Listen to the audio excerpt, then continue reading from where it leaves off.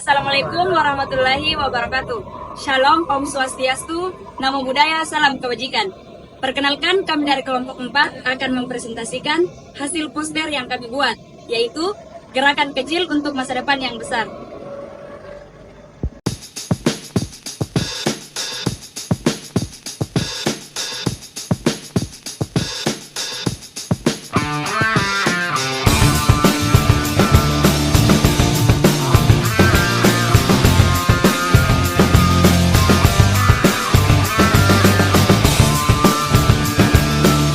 Assalamualaikum dan salam sejahtera bagi kita semua. Di sini kami akan membawakan materi yang berjudul Gerakan Kecil Masa Depan Besar. Materi ini mengangkat pentingnya peran orang tua dan lingkungan dalam mendukung perkembangan motorik anak sejak usia dini. Seperti yang kita ketahui bahwa anak-anak tidak lahir langsung bisa berlari dan menggambar. Semua itu adalah proses. Dan proses itu sangat bergantung pada stimulasi yang diberikan mereka di awal kehidupan mereka. Maka dari itu, yuk kita simak bersama betapa pentingnya gerakan kecil dalam masa depan yang besar.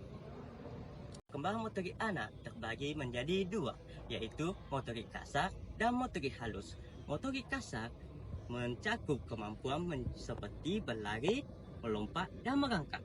Sedangkan motorik halus mencakup aktivitas seperti menggenggam, menggambar, dan memegang benda kecil. Nah, simulasi dari orang tua sejak dini sangat memerlukan perkembangan ini. Orang tua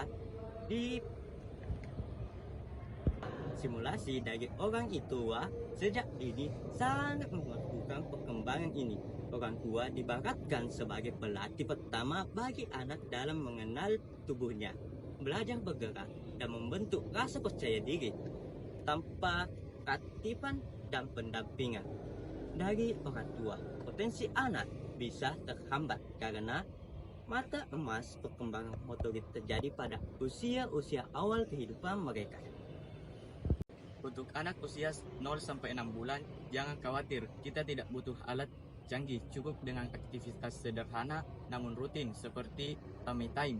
Ini adalah posisi tengkurap yang membantu bayi melatih otot leher dan bahu dan perutnya. Selain itu, ajak bayi berinteraksi dengan suara dan gerakan mainan yang lembut.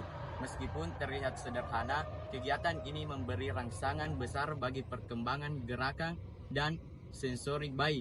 Suara, warna, dan gerakan mainan akan menstimulasi otaknya, sekaligus meningkatkan keterampilan motorik halus secara bertahap-tahap. Terima kasih. Materi keempat yaitu memasuki usia 1-3 tahun, anak-anak mulai aktif berjalan, berlari, bahkan memanjat. Ini adalah masa eksplorasi, maka biarkan mereka bebas mengeksplorasi lingkungan dengan berjalan di rumput, pasir, atau di tempat bermain yang aman.